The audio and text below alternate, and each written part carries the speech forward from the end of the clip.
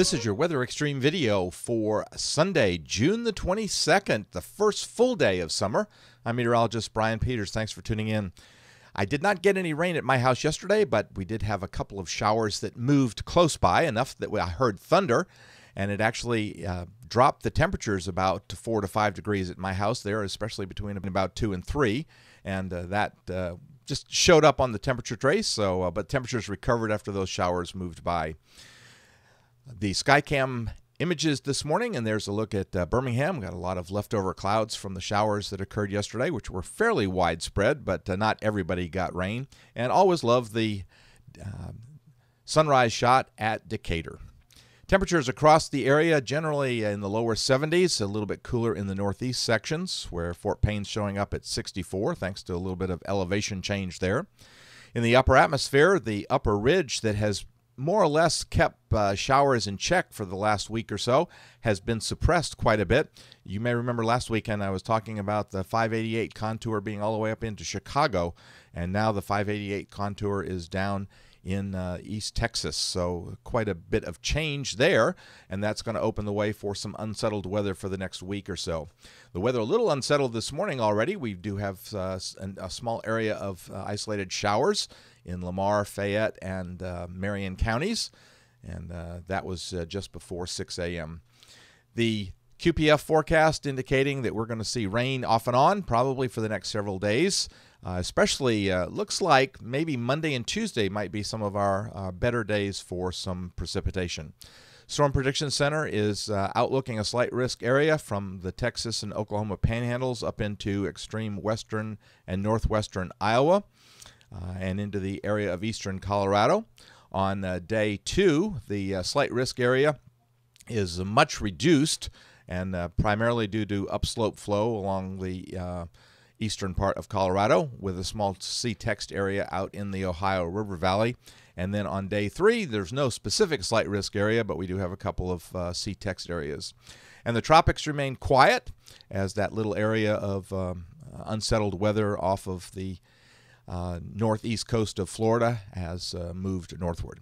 All right, here's the 06Z GFS model run, and there's a look at precipitable water values for today.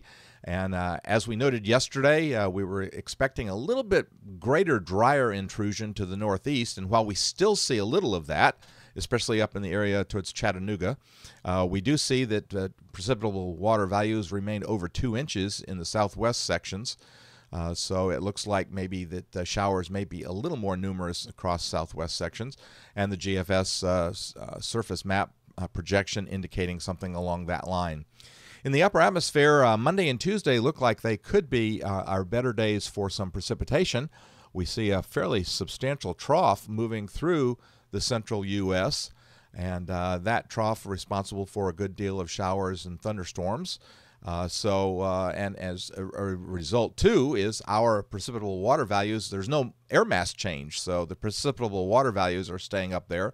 So the bottom line is that it looks like probably Monday and Tuesday, as the trough moves across the Mississippi River and the lower Mississippi River Valley, looks like we could see a little bit of increased shower activity, and that might mean both increase in aerial coverage as well as increase in time. So while the heat of the day will be driving a lot of it, it's still the possibility that we'll see showers at other hours, like we're seeing some isolated showers early this morning. By Wednesday at midweek, the flow in the upper flow has gone pretty zonal. We stay that way on Thursday, but there's a bit of a weakness over the lower Mississippi River Valley, and hence it looks like we'll stay somewhat unsettled even into Friday. And the GFS is suggesting even the possibility of a little enhanced thunderstorm activity over the western Gulf of Mexico on Friday with that reduced pressures aloft. And I don't think we'll see anything in the way of tropical development, but we'll certainly have to be watching that area for any signs of some lowered pressures.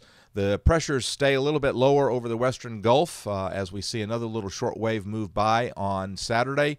And then on Sunday, we begin now to see, while there's still a general weakness over the area, so there's still some lowered pressure in the building ridge that's now coming back in over Oklahoma and up into the north central plain states, it certainly doesn't mean that there's going to be much in the way of any kind of air mass changes around here. So we stay somewhat unsettled with daily chances for showers and thunderstorms with that increased risk over the western Gulf.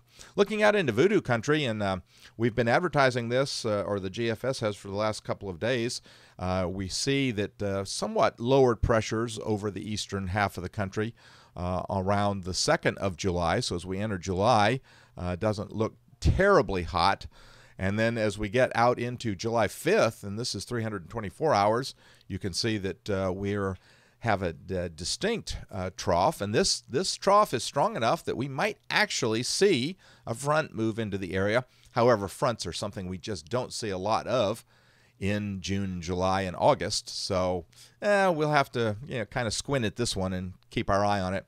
And finally, when we get out to the 8th of July, and we see the big high, the 594 heat bubble building over the central Rockies.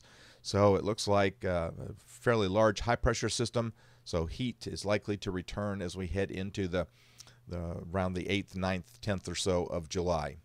Well, that'll do it for the Weather Xtreme video for this morning. James Spann will be back with the next edition first thing on Monday morning. In the meantime, I hope your Sunday is a good one, and Godspeed. Thank you for trusting us to be your #1 source for news in all of Central Alabama. in back-to-back ratings periods. More people watched ABC 3340 than any other station in Birmingham.